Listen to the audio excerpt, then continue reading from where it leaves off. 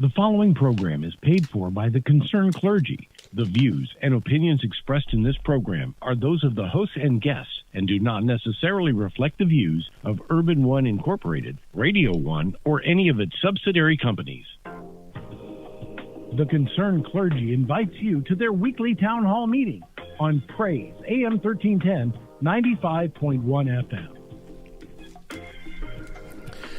Well, there's certainly some legislative items that everyone needs to be aware of, especially when we're speaking to our women. They're trying to take our women back to pre-1920, pre-1974, in which they couldn't even open bank accounts. And on tonight, we honor the Reverend Jesse Jackson as well. But we invite you to be part of the conversation. You can call into the station at 317-480-1310. But let's begin our program honoring Reverend Jackson. I understand when nobody knows your name. I understand when you have no name. I understand. I wasn't born in the hospital.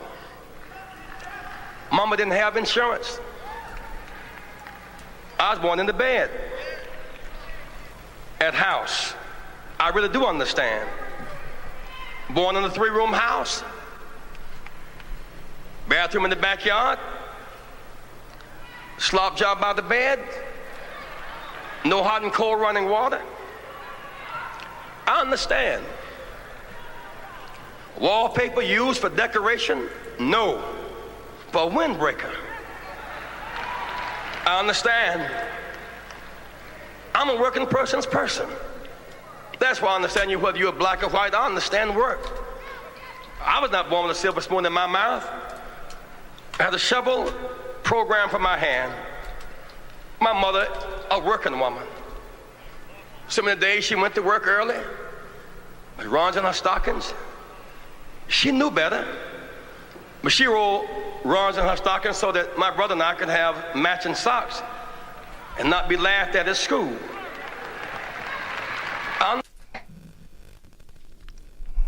Pastor Greene, good evening.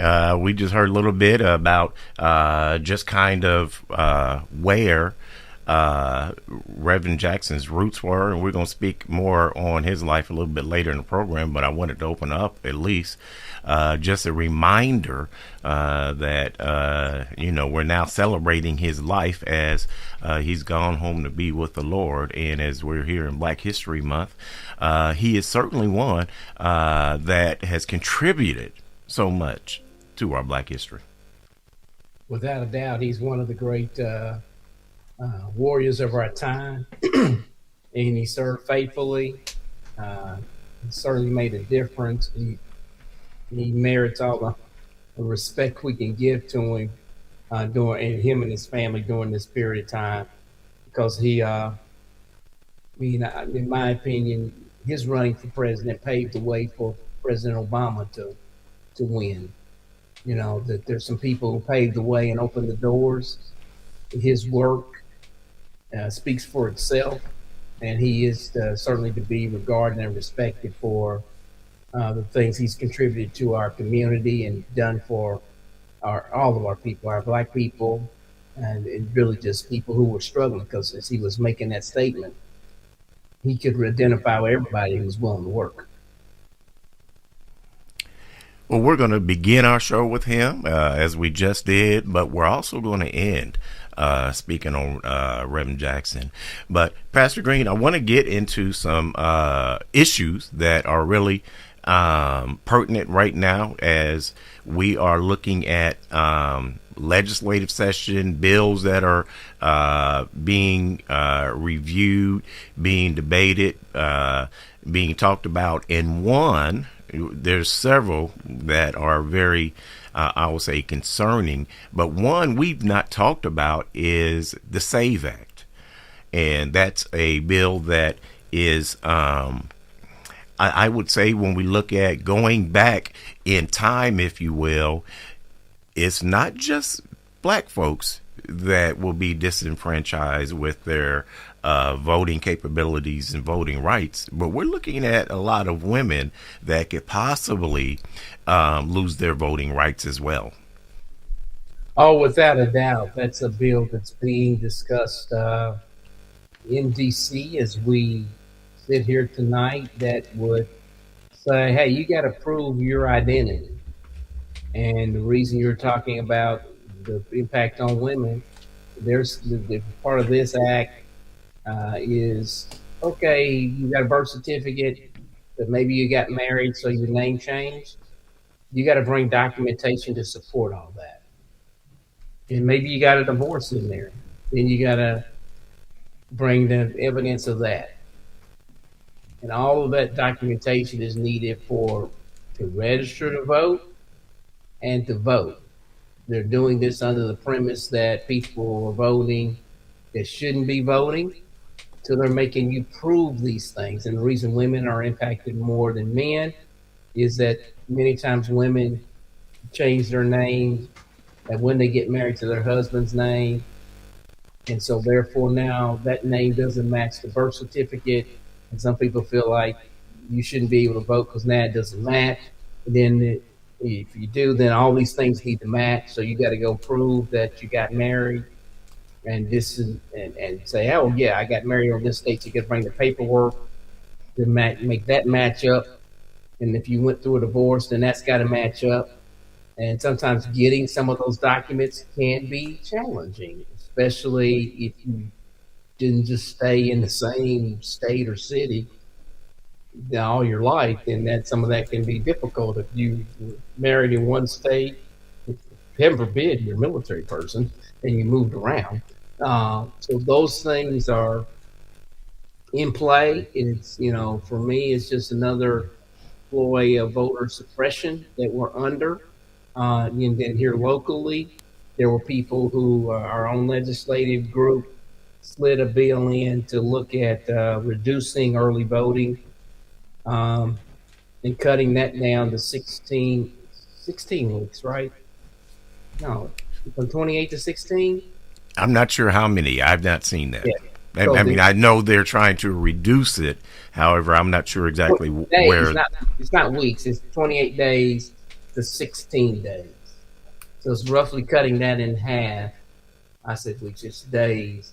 Again, to voter suppression, because that means there's going to be longer lines for the days that you do have it. So this is an attack on our democracy, on engagement. They want to limit it. They're making it challenging. And the crazy part of it is they're not even saying if these things continue to pass, Reverend Alexander, they want them to go into effect for the May primary. So they're not saying November. They're not saying we'll do this in 2027. They're trying to do this immediately. So clearly they're trying to have an immediate put their thumb on the scale by really deciding who can vote. They're reducing that window of when you can vote to help produce a certain outcome. Well, just think about this, as you just stated, the attempt is really to get, this legislation passed and enforced immediately. Can you imagine what the strain would be on folks that now have to, quote unquote, prove their citizenship, then have to get passports, as well? What's that getting ready to do with the system? When it comes to the U.S. Customs or whoever gives the passports out, what's that getting ready to do to that system? And then every other locale for the people you just, described, the ladies that have gotten married, name changes and all of that. Because keep in mind, if, a lot of folks are transit, meaning you move from one state to another or came from one place to another. As a matter of fact, Melania Trump, I wonder how she would be able, to navigate through this right now, to be perfectly honest with you, Pastor. Would she be able to navigate through this system if this legislation was passed as, being able to provide all those documents? I'm not sure. And is really, here people just moving state to state. They're also talking about in order to retrieve the documents you need to make it even harder to do that. So you can't just go online and get them. They're going to make it where you got to go in person. You got to show your ID in person. You got to smile in their face in person. That stuff as well is part of what they're trying to do in this effort. Yeah, I mean, and do you have the staff to even do this? I'm not sure the state and any other processes, whether that's the health department, et cetera, where a lot of these people are working with bare minimum staffs to say, okay, can you have handled the onslaught of hundreds or thousands of people coming to get various documents that they're going to need to prove this? Go find my marriage certificate. I got to go get that, or go through the passport situation. I got to get my birth certificate now. Going through all that stuff, especially if you're already working, it's going to be challenging and difficult. And once again, it's taking, think about this. It's when you look at not just civil rights, but when you look at the strides that we made in certain rights and privileges just over the last, a little bit over 100 years, because when you really look at it, women just were able to vote in 1920 across the nation. So, it hasn't been that long. And so here we are looking at a point in which that right is, once again, in jeopardy. And, it's interesting trying to prove citizenship and things like that when everything that you have to obtain, like a driver's license and all of that, you have all of that documentation you got to prove at that point. So who's going to, carry around passports anyway? Exactly. And then so many of these people won't find out till they go to vote. They're going to be standing, getting ready to vote, thinking they can vote. They've been voting in all these other elections.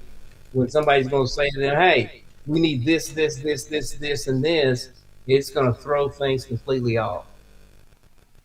So where exactly are we at here in Indiana? Can you, you hearing exactly,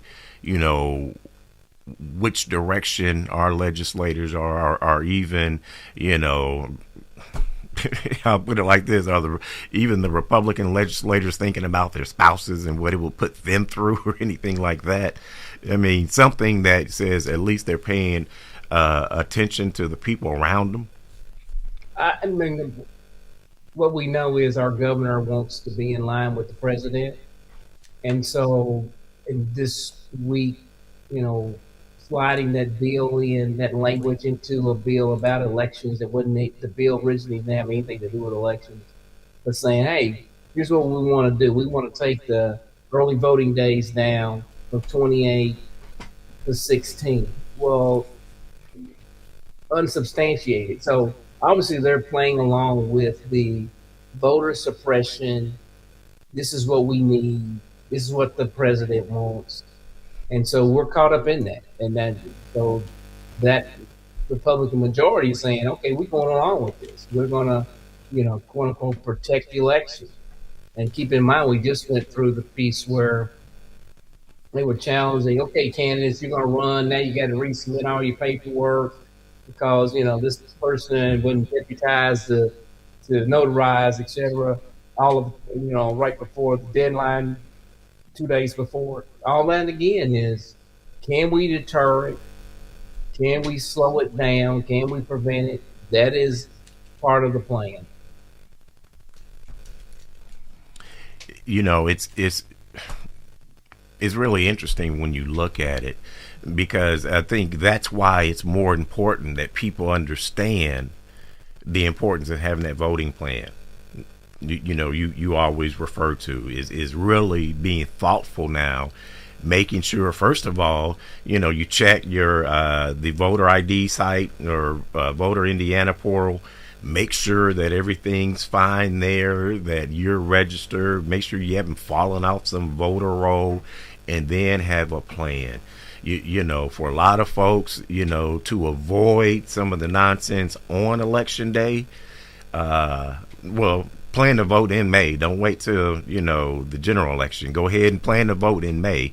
Have this plan in for May, but make sure that that if you need to, early vote, that you're sending the documentation so you can get what you need for absentee ballots and all of that stuff. Make sure you're doing all of that. Once again, have a plan. If, you want to avoid all the nonsense on voting day, on election day, that's one way to do that. You best have a plan because, between ICE, between potentially having the National Guard people there, people need to say, what's my plan for voting, and go and do that and be like, that's what I'm going to be doing. That's what I'm going to be committed to. So I can be on top of it, else you'll be deterred by it. Because there's going to be so many hoops they're going to try to make you jump through. So it'll be far easier to, have a clear plan. You're going to be hearing more about, as I was with some MadVoters and other organizations, we're pushing this idea of don't vote alone. So, when you go, take somebody with you, make that part of your plan. So that they're witnesses to your experiences, etc., and you can help witness somebody else's. So don't go alone. You go, you take a friend, a family member with you. That will be, in my opinion, the best way, the safest way, and you probably have fewer issues that way as opposed to going by yourself. That's actually a good idea, just to make sure, because you never know what's going to be happening at these polling sites. Probably will not see as much, here in May for our primary, but certainly expect with the general election that there's all kind of shenanigans that, all over the place. And not only that, even the winners, we may not even know who they are because they may snatch.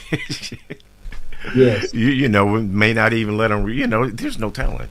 May not let them report on it, may not even let them vote. You never know what's going to happen, coming up. But still, we need to have a plan. Now, there's another bill out there that I know you've been paying attention to. I think it's SB 285, the homeless bill, criminalizing homeless. Where are we at with that? That bill actually passed out of committee today, 8-5. So it's moving forward. It will be down to its last reading and then going to the governor. It criminalizes homelessness. It makes it a crime to be on our streets, be poor, and be homeless. Up to I think it's a $500 fine, Class C misdemeanor. So it's problematic in terms of the law itself. And it's a tough place to be when when you're going to criminalize people who are poor. So, but that bill passed today. They had a hearing this afternoon. Obviously, there are people who testified against the bill, but yet it still passed our legislators 8-5. 4 Democrats and 1 Republican voted against it, is my understanding, and then 8 Republicans voted in favor of it. And so now it goes before the full House, and then it'll be up for the governor's signature. Barring just a massive change of minds and hearts, especially of the supermajority, this will go into effect July 1st of this year. And that's, one of the things you really, have been speaking to is, how some of the legislation really isn't anything geared towards, the care of people, how it's insensitive. And this is, just an example of that. Let's go ahead. We got to go to our commercial break. If you'd like to be part of the conversation, you can call into the radio station. The number is 317-480-1310. Once again, 317-480-1310. You're listening to the Concerned Clergy Radio Show on Praise AM 1310, 95.1 FM Indy's Inspiration Station.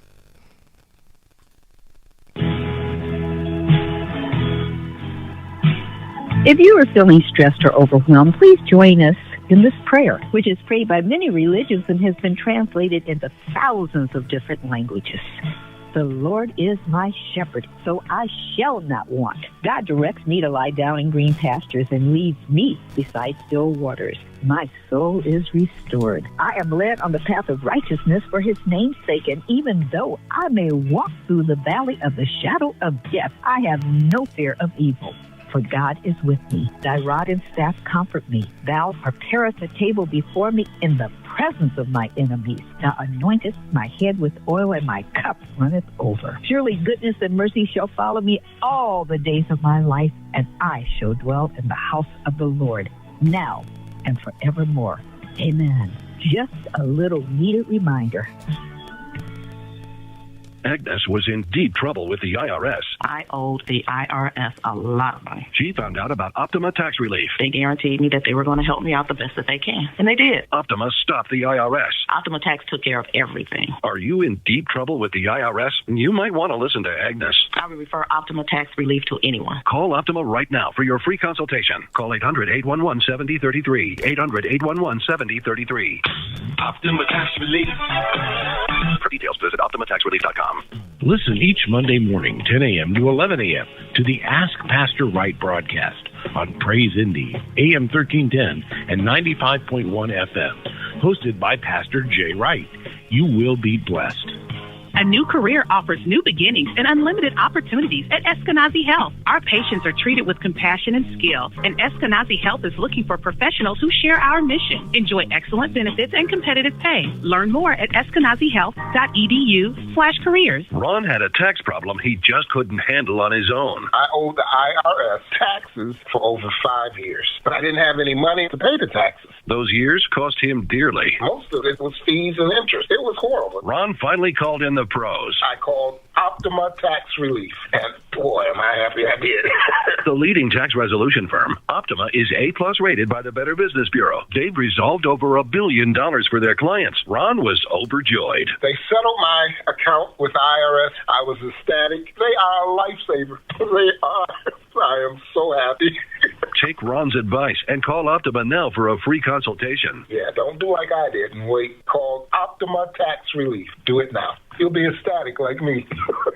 Call 800-685-5688. 800-685-5688. 800-685-5688. Optima Tax Relief.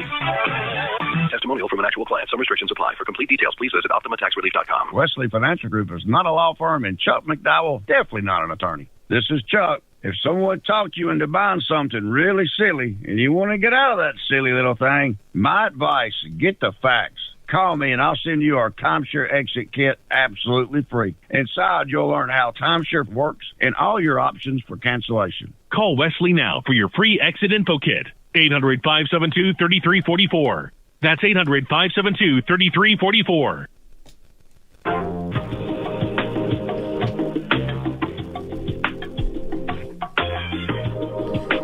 Well, you can catch the replay. We have a Substack, the Concerned Clergy Substack. That's on the Progressive Indiana Network, so you can catch that, and that will replay on tomorrow. Once again, the Progressive Indiana Network. So you can catch it on your favorite podcast station. Once again, welcome back to the Concerned Clergy Radio Show. I'm Reverend Tony Alexander, and we have our president with us, President Pastor David W. Green Sr., and we've been just kind of speaking on some of the things that are going on here, in Indiana as well as across the nation, where we're looking at, the SAVE Act and some other items, and we invite you to be part of the conversation. You can call in. The radio station phone number is 317-480-1310. Once again, 317-480-1310. We have Imhotep that's on the line. Let's go ahead and bring him in. Good afternoon. Good evening. Good evening, brother. Well, good evening, sir. How are you? How you doing? Good. And thank you, both of you, fine gentleman for touching on more attacks on the people. You know, it's awful funny, a party that claims to be so religious and want to claim to be so Christian and stuff like that. You know, they practice everything other than what fundamental or even Orthodox or even Reformed Christians do. They don't practice any tenet at all. The homeless bill, the SAVE Act, the SNAP bill, you know, with the ICE, just the National Guard bill, everything. It's thoroughly anti-people. They haven't passed one bill to make the lives of Indiana citizens, as far as Indiana legislators, better, or on the federal level to make American citizens better. And you know what's so tragic? And this is coming from James Baldwin. I have a lot of Baldwin books. And Baldwin talked about, if you really going to see the change that we need to see to have a better, more perfect union, it's going to take white people who come and snap out of some funk they're in, because they don't give a care if they don't get anything. Donald Trump and his family have enriched themselves $4 billion in 1 year. In 1 year. Getting jets like Qatar and Jared Kushner cutting deals with Saudi Arabia over there. Now they got a plan to rebuild Gaza and all this stuff. And not one bill.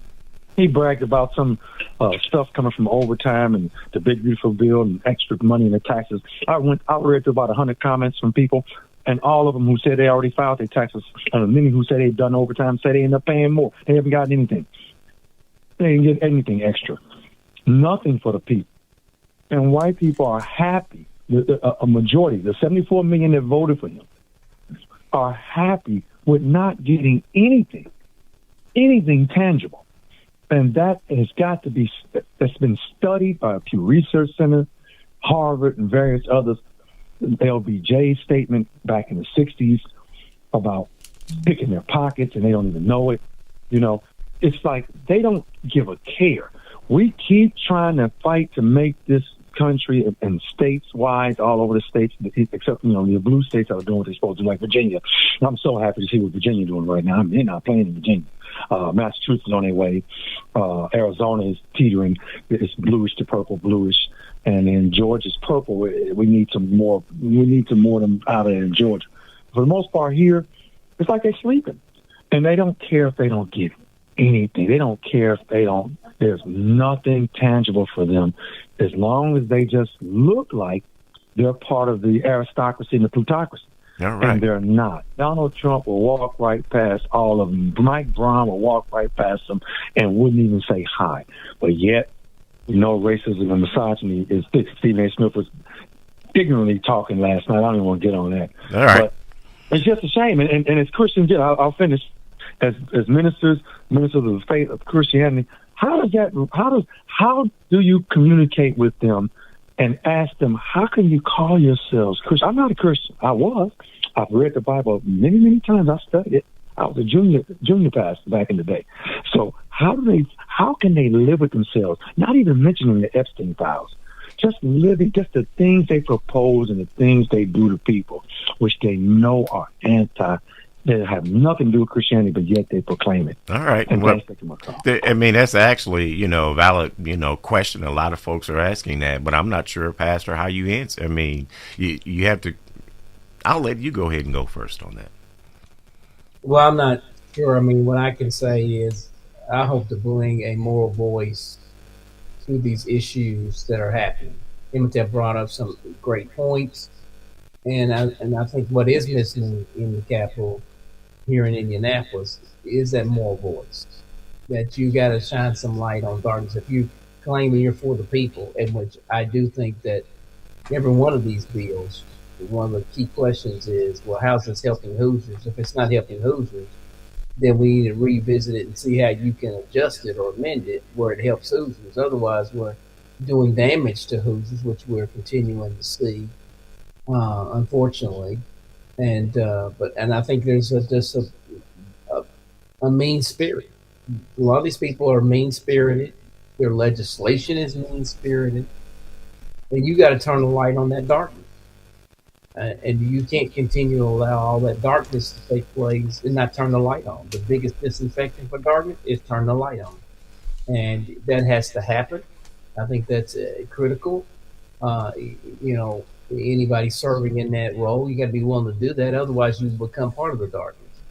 And so you got to be willing to do that in this season. Well, I would also, add to that, there needs to be an analysis, if you would, where you're talking about turning the light on to the darkness. I mean, just think about the whole premise of immigration as we've been hearing, over the last, 10 years, basically, with Trump. How it is that they are, taking money, they're taking jobs, they're taking housing, they're getting all these benefits. But here we are right now. What we're doing is we're building detention camps all across the country. That's costing money. We're putting people in there to run them. That's costing money. Then we're housing these folks, and guess what? They should be, if they're doing it right, they should be getting health care. That's costing money. They should, they should be getting food every day. That's costing money. So everything you complained about them getting, and when they were out here working, being productive, going to church, sending kids to schools, and just being members of society, what you complained about, now the government's paying for them to do it. It makes no sense. It's not a good use of funding, right? I mean, you take an agency like ICE and the money that's being spent. I mean, I would suggest that there are better ways of spending our money, Reverend Alexander, that would bring benefits to America. I mean, because in any of this stuff, you only have so much money for resources. Do you want to spend the money that way, or would you want to spend the money another way and truly benefit Hoosiers and truly help people? So we have to begin to think about this. Wait a minute, this is not even wise financially. Because we're going to say, well, we don't have money for this, that, and the other. Well, what happened to it? Well, we spend it on ICE. Well, did that make sense? With having officers grab a 5-year-old? Well, okay, is that a good use of our money? I mean, financially, does that make a lot of sense? And so we're going to snatch a 5-year-old out of school, or we're going to work to go into schools or other places. Is that a good use of our taxpayer dollars? Is that what you want to see when you got some needs over here that need to be addressed? And so even economically, you can't make, morally and economically, you can say that this doesn't make sense when you turn the light on, begin to say, now hold it, make this make sense, because we only got so many resources regardless. Is this where you want them to be? I mean, even if you, like, they want to use IMPD, I'm trying to bring it down locally. They want IMPD to be a part of ICE. Well, do you want IMPD to protect the citizens and the issues going on in our community? Or you want to participate in an ICE raid going into somebody's school? Which one of them would you want to do? So because you can only remember, it was all designed to be supposed to be getting illegals. Okay, well, the 5-year-old ain't an illegal. I mean, what do you some of that stuff is clear overreach. It's clear overreach. It's like, okay, when we were first here in the other week in Hamilton County, man, they actually pulled up. They're a Muslim, but they were citizens. They happen to have all their paperwork in the car. But you're stopping these people, and it's costing money to do that. And they're not illegals. They're not people who have committed any crime. This all started with, we're going after the worst. And I was with a gentleman on today that's part of those type of systems, and he said really the worst. They're in DOC. When they get out of DOC, they get sent back to their countries as the first step. So he said there's not a lot of people who are in that boat, and said, hey, that money should be redirected to other places to keep, quote unquote, the community safer, versus, oh yeah, this is running around here and look for this person or that person who is a positive contributor to society. Go spend money to keep, quote unquote, the bad people off the streets for real, not just arbitrarily. Well, if you're black, if you brown, you might get pulled over. And it's a part of stuff, and because all that costs money. And let's keep in mind, and this is, stuff you guys can look up on your own. The U.S. Immigration and Customs Bureau, they put out their own statistics that tell you that 73% of the folks that are in detention now don't have criminal records. So they definitely aren't criminals. So if they're not criminals, they can't be the worst of the worst either. But let's go to our last break. If you'd like to be part of the conversation, feel free to call in 317-480-1310, 317-480-1310. You're listening to the Concerned Clergy Radio Show on Praise AM 1310, 95.1 FM, Indy's Inspiration Station.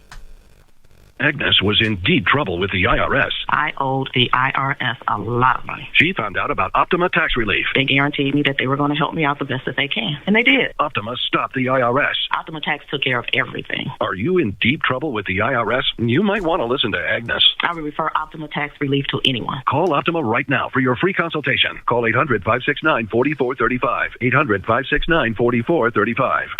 Optima Tax Relief. For details, visit OptimaTaxRelief.com. Listen each Thursday evening to the Faith Center Church International, Jesus Inside Prison Ministry, where Dr. William and Evangelist Juanita Bumpus are your hosts from 6 to 6:30 p.m. You will be blessed.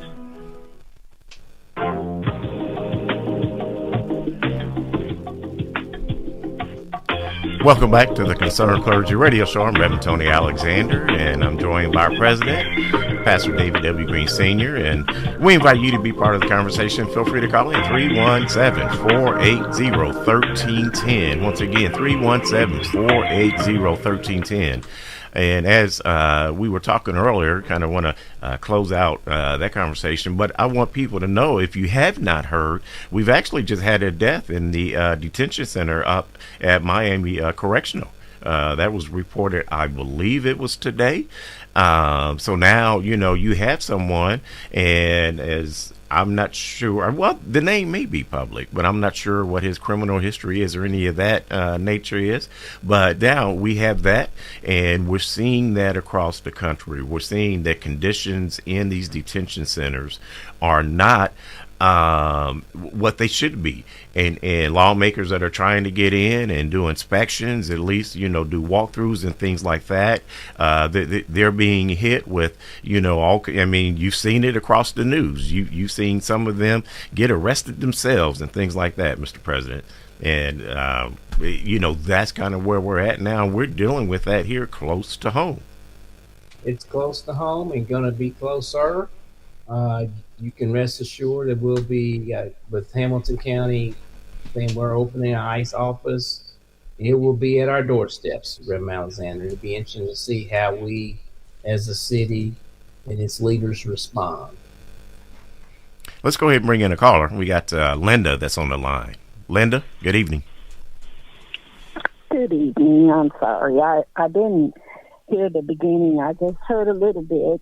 And I just wanted to call in, and I just wanted to ask, when the millions of people that was crossing over every month that I saw on TV, was that considered criminal? No, not necessarily. I mean, there are legal ways to cross the border. So you can actually come in legally. You can come in. You can do that. Come in legally, but they weren't coming in legally. Well, who is they? And they were coming. Who's they? All the millions that I saw coming across a lot of miles and miles of people. Okay, well, are those the ones that are? Are those the ones that are being? Are those the ones that were being beaten in Minnesota and that are being detained here in Indiana? Are those the same ones you're talking about? The people that's being beaten in Minnesota are the ones that on the picket line who's doing things against the police or whatever. But the thing is, the illegals that crossed over the border, who's in our system, in your neighborhood, who's taken up all of the funding for, it should be funding for black people and funding for us and armies. It's being done. Give me an example. Give me an example. Linda, give me an example. They're not even a citizen. Give me an example, They're not Linda. even a citizen. Linda, give me an example of funding you didn't get that they got instead of you, that you deserved. The funding, like for their babies, for their funding for their medical care. So we don't have funding for that as Americans. Free school that they get, that our ancestors paid. Our ancestors died and paid for us, black people, who helped form this country. Our ancestors paid for us to have a way to have food funding, whatever. These people just walked over, crossed millions a month, walked across the border, and they started demanding rights. I mean, this is my right to be here, my right to get some food, right to live in, right for you to take care of me. That's my right. All right. Well, thank you so much for your phone call, Linda. I appreciate you. That's very interesting thought, Mr. President. Well, I think one of the biggest problems is the miscommunication that exists in our country. Those are some of these benefits you can't even get unless you are an American citizen. This is just propaganda stuff that people put out. So these people who just, okay, can see they were assume they walked across illegal. They cannot go file for a benefit and receive it. That's the first thing. That's all misinformation that's touted from certain groups of people. The law never allowed for that to happen. You had to be an American citizen, and you had to prove that from the get-go. The other portion of that is when you look at decisions about, like right now, our FSSA director, Mitch Rowe, said, in 2025, I'm not giving out any CCDF vouchers. So black people are not getting a CCDF voucher because a Latino or a Haitian or a Chinese or somebody other group got one. They ain't getting one because Mitch Rowe, who serves at the request of the governor, said, I'm not giving out the vouchers. So when you have all that type of misinformation, it can lead to believing that, I'm not getting this because of this other group. When if you go and get to the details of that, you can find out there is absolutely no truth in that. I mean, I follow a lot of this, so I definitely know here's what's required. You have to be a citizen. So if you're not a citizen, they ain't eligible no way. You didn't miss out on it. No citizen in America missed out, white, black, or whatever, because this person, quote unquote, you said was illegal, was here. Not on that. That's not the case. Now, it sounds good to scare people up, okay, but it's in terms of, we can have different opinions, because everybody's got a right to one. We can only have different facts. And the facts is, most of the things that you mentioned, first requirement was to be an American citizen. You don't get it because you say, I want to have it. That didn't exist. That's not true. And many of the things we got in place right now, it is by the governor and this mean-spirited legislation they put in place. It has absolutely nothing to do with immigrants. You ain't getting it because you're not getting it because the governor and others have made a decision that they'd rather have a surplus and they'd rather cut your benefits. And so that's what's going to happen. It ain't got nothing to do with immigration. Cutting off SNAP didn't have nothing to do with immigration. And let's be clear, there is nothing now. They're touting all this great success with immigration. Right now, nobody can call in and say, here's what I just gained now that we've gotten rid of all these quote unquote immigrants, illegals, whatever you want to call them. You're not getting anything better for your schools. You're not getting anything better for your hospitals. You're not getting anything better for your roads. Matter of fact, they're still taking money from your child's mouths. They're taking money from all of that. You're getting nothing. And all you were complaining about is what somebody else was getting. And when they were getting, you were getting too. Guess what? For the most part, nobody's getting anything. Let's go ahead and go to Terry. Terry, good evening. Hello, how are you? Fine. I just wanted to comment about what the lady was saying a few moments ago. Ma'am, I'm not sure if you realize, but in the history of what is considered the United States, Latino, Hispanic, and Native American persons were here long before African Americans and or European Americans, and many of what are considered central and western states, Spanish-speaking people lived in a long time ago. It's we and Europeans who are the interlopers. We came late. So a lot of the lies and the okey-dokes that we're convinced to go for, they hurt us. And the people on the show are simply telling us the truth. And thank you for the time. All right. Thank you so much for your phone call. Mr. President? Well, yeah, I mean, the key is, as I stated, we can have difference of opinions, but you can't have different facts. The fact is what the gentleman Terry just said. The fact is the Indians were here first.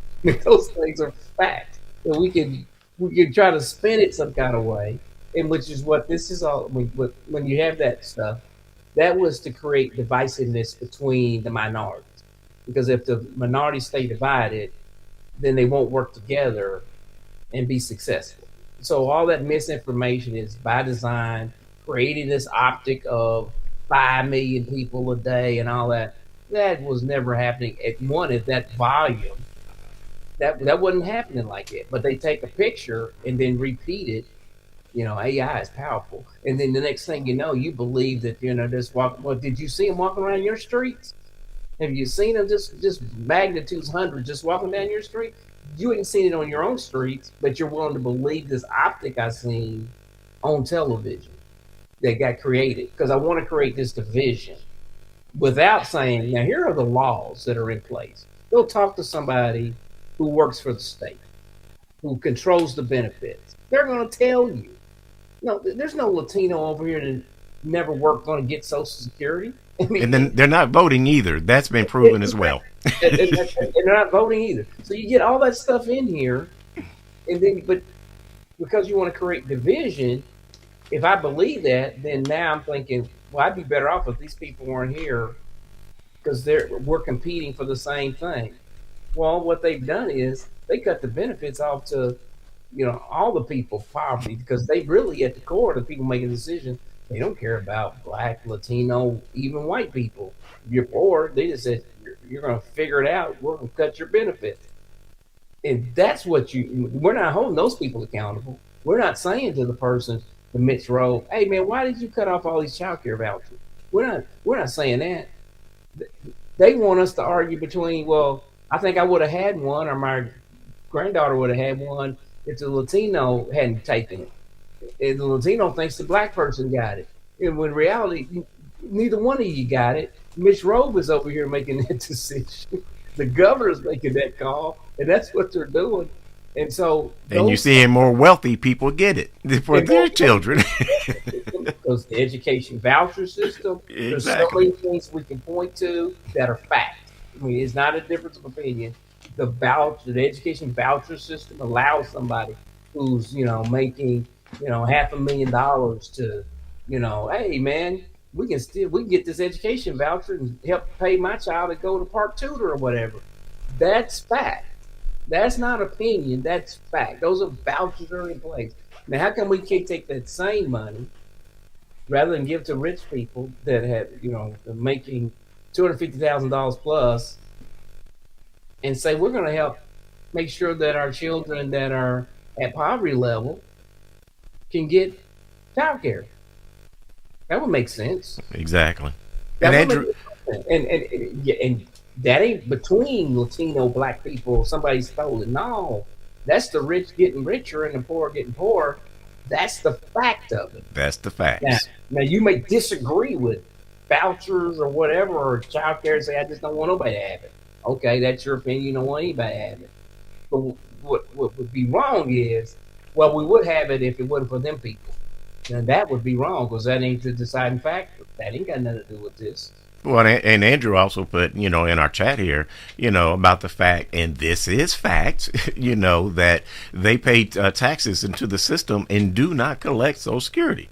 That is a fact as well. So, that's a fact. So, but I do, certainly, I shared earlier at the top of our show, that we want to pay homage to the Reverend Jesse Jackson, who, as we're here in Black History Month, he is certainly one that I consider part of Black history. And when we look at, I'll call him an icon. When we look at icons such as Reverend Jackson and what he did, I'm not sure how many folks we have right now, such as a Reverend Jackson, left that can actually galvanize a country, if you will, or even a party, if you will, other than Barack Obama. Oh, I certainly agree with that, Reverend Alexander. And it has saddened my heart that many white people have attacked Jesse Jackson in the midst of his loss of life, when I'm like, he stood up for all people, yes, and he certainly is iconic in terms of our history, in terms of paving the way for others. At the time was being a voice for the voiceless. Yes, and I'm with Denise. Keep hope alive, and so I think his legacy will live on as long as we continue to remind others of that legacy. Don't allow that to die. So that will be on us to do that as a people, because some people won't give him his just due in terms of his impact on the community. Because I agree, he's one of the few people, founder of Push. I mean, these are things that he clearly did because he was concerned about people. Is concerned about the least of those and taking a stand, Reverend Alexander. Well, and it actually shows an importance as well, and the value that you have when you have someone that does have moral values, okay, and they can be a representative for you even on the international stage. So I think that even lends itself, to the importance, when we're looking at, and I'll say it, when you're looking at certain clergy, where there was Martin Luther King, where you're looking at Reverend Sharpton, when you're looking at Pastor Barber, Senator Warnock, look at, David Green, Reverend Green. You've got so many folks that are doing great works, and it's impactful. And as a people, I don't want us to forget that. I don't either. I mean, PUSH stands for People United to Save Humanity, or to serve humanity. And that's what Jesse Jackson did. He is the epitome of that. He was trying to unite people, and he was trying to, serve the common good. Not the rich and famous, not, the haves getting more. He was concerned about those who were suffering and saying, hey, we need to band together and work together. And so he's to be honored and respected for that. He taught me, he actually did teach us that. And again, as I said earlier, I don't believe Barack Obama gets there without a Jesse Jackson paving the way. I mean, I think when it comes back to, for Jesus, there was a John the Baptist. Somebody is preparing the way, in the concept. It's fortunate, both of them come out of Chicago, so it might be more than just a coincidence that they were working, understanding the importance of serving humanity, and both gentlemen end up doing that. Well, let me take a moment. I know, there's some special things that you're wanting to do in honor of Reverend Jackson and to celebrate, his legacy. You want to go ahead and share that before we close? Yeah, as a part of our worship experience on Sunday, we're going to take some time to honor Reverend Jesse Jackson.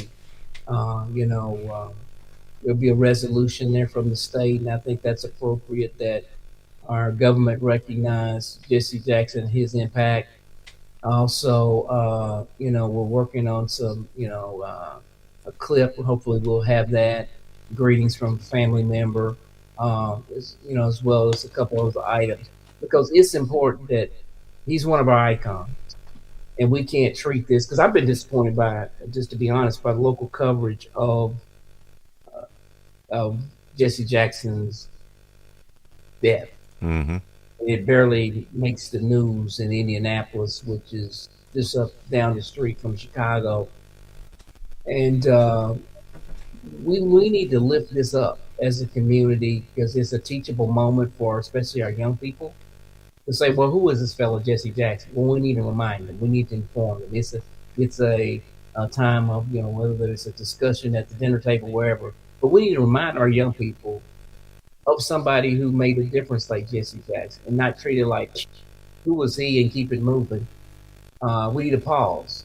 And that's what I want. The Lord led me to do this. Okay, we need to pause a minute here and just reflect on that, because it's a teachable moment for all of us, and a reminder for us to reflect, given that, hey, we need to be a people united, and we need to be able to serve humanity. This rainbow push thing, well, that was a pretty good idea he had. There's some core things that we need to be doing, and we need to sound the trumpet on that, in my opinion. And so I'm clear that God is saying, okay, you need to sound the trumpet on that. Let's just not let that pass, and then people don't even remember that he died. That they'll think, well, who was he, when he really was a significant figure in our American history and in our Black history. And we should not ignore these people, especially this is February 2, Black History Month. We shouldn't ignore that. So when you put all those things together, Reverend Alexander, I feel like it's the right time, the right thing to do. Certainly, community, all of you are welcome to come on Sunday at 10 o'clock, The Purpose of Life, 3705 West Kessler Boulevard, North Drive, and be a part of it, because he is a part of our Black history. And, I'm sure some listeners out there feel like, well, maybe he wasn't. But, for most of us, we understand he's an important piece of our history. Absolutely. Well, thanks again. Once again, you can catch our replay tomorrow, our Substack. Everyone, be blessed. We'll see you next week. The answer is turkey at 3 o'clock. We had to play football. You've been listening to the weekly town hall meeting, brought to you by the... We get off the Alta Vista bus, and we would bring up the leftovers and eat our turkey, leftovers, the caucus, the cranberries, around 8 o'clock at night. I really do understand. Every one of these funny labels they put on you, those of you who are watching this broadcast tonight in the projects, on the corners, I understand. Call you outcast, low down, you can't make it, you're nothing, you're from nobody, subclass, underclass. When you see Jesse Jackson, when my name goes in nomination, your name goes in nomination. I was born in the slum.